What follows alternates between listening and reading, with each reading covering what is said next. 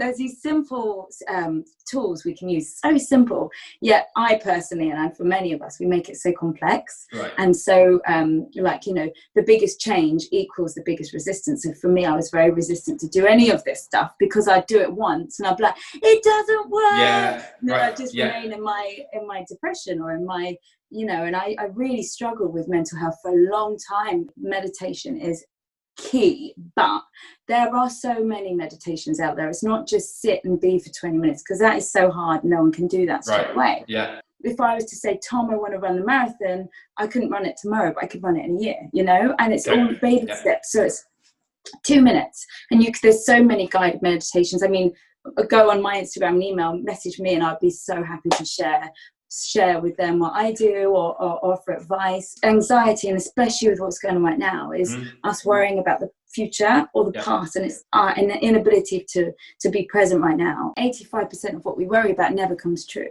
but we're worrying about it, so we're putting that energy out there, and when we're feeling that energy, more things are going to just feel bad in our life because it's that's what we're carrying on us. Right. And so meditation helps us gain a better perspective. That's the word I was looking for. And it's, for me personally, and I can speak this because I have struggled with addictions, eating disorders, like manic depression, like you name it, I bloody had it in my past, and that's just not the case today. And I owe that all to many things, but meditation being one key thing.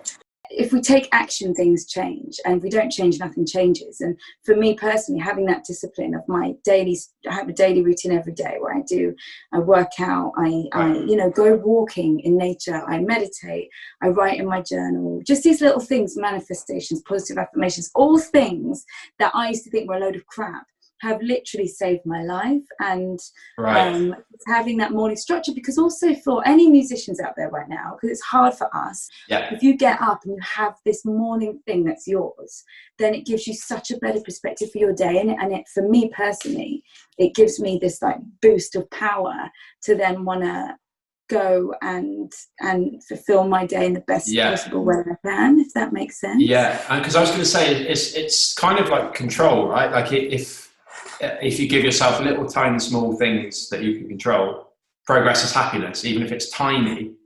Rather than thinking I've got to go for a 45-minute run, I've got to run 10K, I'm going to go for a 10-minute run. Yeah. Even if it's not really doing much for your health, running for 10 minutes, in your mind you're like, I've done it. It's a small goal. I've done that, and then you feel more positive for the rest of the day, right?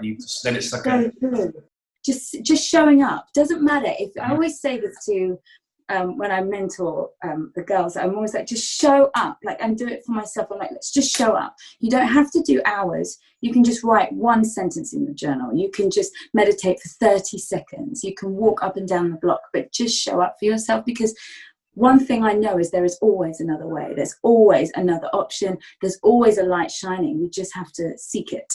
Yeah. And once we start acknowledging that tiny light, as opposed to all the thick darkness around us, that tiny light eventually and bit by bit just gets brighter and brighter and brighter.